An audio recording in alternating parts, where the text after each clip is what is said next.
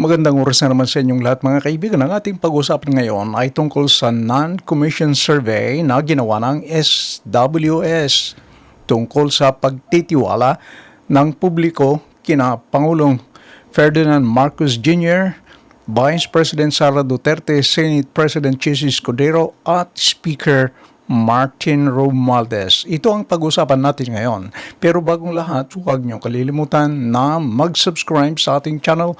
Kung hindi pa kayo subscriber, please like, comment, and share. Pakiclick na rin ang notification bell para hindi ninyo makaligtan ng ating mga bagong video. Balik sa ating topic. Itong topic natin ay tungkol sa ginawang survey ng SWS na may kinalaman sa pagtitiwala ng publiko kay PBBM, BP Sara, SP Escudero at Speaker Romualdez. Ang survey ay ginawa sa pamamagitan ng face-to-face interview noong June 25 hanggang June 29. Meron itong 1,200 respondents na 18 years old pataas. 300 mula sa Metro Manila, 300 sa Luzon na outside Metro Manila, 300 din mula sa Visayas at 300 din sa Mindanao. 50% mula sa mga urban areas, 50% ay mula naman sa mga rural areas. 50% ay mga lalaki, 50% naman ay mga babae.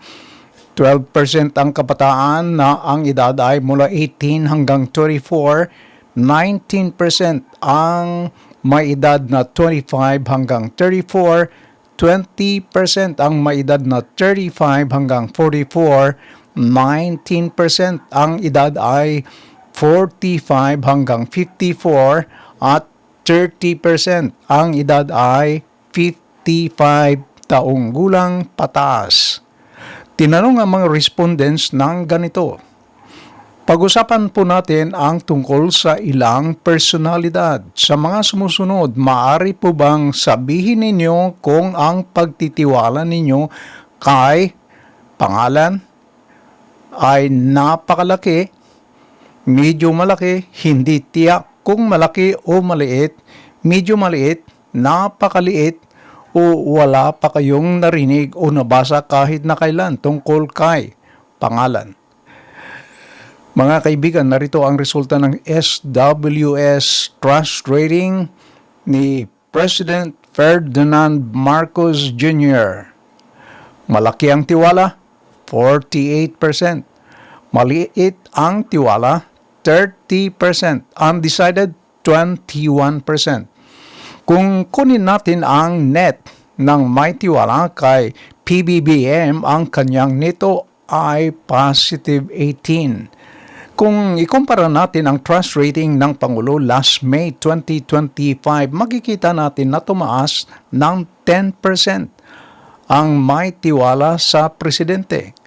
Kasi noong last month ng May, ang 38% lamang ang may tiwala sa kanya at maliit ang tiwala ay 39%. Kaya ang kanyang nito ay negative 1%. Pero sa pinakabagong survey, si Pangulong Marcos ay merong net na positive 18 na pagtitiwala.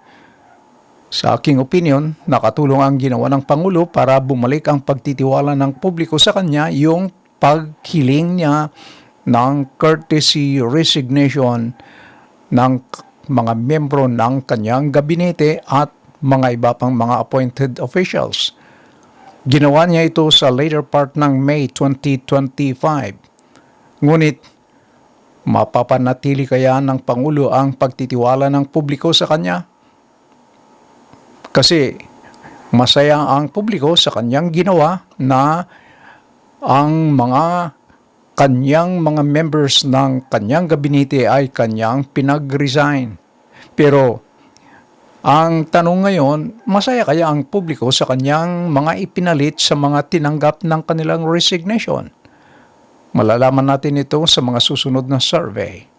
Pero hindi kaya tumaas ang trust rating ng Pangulo dahil kay Jose Claire Castro? Bahala na kayo na humusga kung si Claire Castro ang dahilan para kaya tumaas ang trust rating ng Pangulo. Ito naman ang trust rating ni Vice President Sara Duterte.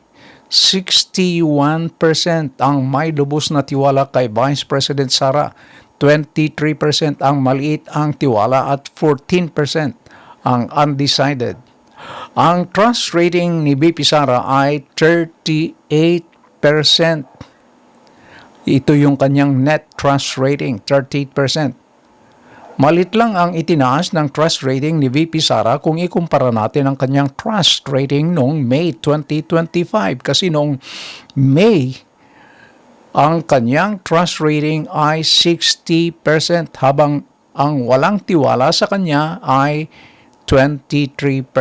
Ang nito niya noong May ay 37%. Tumaas ng bahagya ang kanyang neto itong bagong survey dahil 38% ang kanyang nakuha. Pero kung tutusin, mas marami pa rin ang nagtitiwala sa Vice President kaysa kay Pangulong Marcos Jr. Malaki pa rin ang lamang ni VP Sara kay PBBM. Kung tutusin, kaliwat kanan ang mga bumabanat kay VP Sara. Nandyan si Yusek Claire Castro, si Party List Representative Laila De Lima, si Senator Risa Hontiveros, mga congressmen sa mababang kapulungan na mga bata ni Speaker Romualdez, mga vloggers, sila yung mga kaliwat kanang bumabatikos kay VP Sara. Pero sa resulta ng survey, maliwanag na hindi naapektuhan ang pagtitiwala ng publiko kay VP Sara. Mataas pa rin ang may tiwala sa kanya. Ito naman ang trust rating ni Senate President Chis Escudero. 55% ang may tiwala kay Senate President. 23% ang maliit ang tiwala sa Senate President. 21% ang undecided. Tumaas din ang trust rating ni Chis Escudero dahil noong May 2025 ang lubos na nagtitiwala sa kanya ay 47% at 28% ang may maliit na tiwala sa kanya. Makikita rito na yung sinasabi ng mga kritiko at yung mga legal experts, mga congressmen na bumabatikos kay Senate President Chis Escudero, binabatikos siya sa kanyang paghawak ng impeachment laban kay VP Sara ay hindi nakapikto sa tiwala ng publiko sa kanya. Lubos pa rin ang tiwala ng publiko sa Senate President kahit marami ang kanyang mga kritiko na nagsasabing labag sa Constitution ang kanyang mga ginagawa. At ito naman ang trust rating ni House Speaker Martin Romualdez. Ang lubos na nagtitiwala sa kanya ay 34%. Ang maliit ang tiwala sa kanya ay 34% din. Ang undecided ay 27%. Ang net ng kanyang trust rating ay 0%. Tumas din ang may tiwala kay Speaker Romualdez mula 26% noong May 2025 sa June survey, 34%. May lubos na may tiwala sa kanya, habang ang maliit ang tiwala ay 43% noong May. Itong June, 34% ang may maliit na tiwala sa kanya. Kung tutusin, dapat marami na ang may lubos na tiwala kay Speaker. Maraming mga dumidepensa sa kanya ng mga congressmen. Nagkaroon na rin siya ng spokesperson. Plus, yung mga sinasabi nilang mga ayuda. Dapat, ang kanyang trust rating, siya na dapat ang may pinakamataas na trust rating. Pero bakit ganun? Ang kanyang trust rating, talo pa rin siya kay Senate President Chis Escudero. Lalong-lalo na talo kay Vice President Sara Duterte. Mga kaibigan, meron ba kayong opinion, meron ba kayong pananaw sa ating topic? Kung meron, please leave your comment. Hanggang sa muli, please like and subscribe. Maraming salamat po. Bye-bye.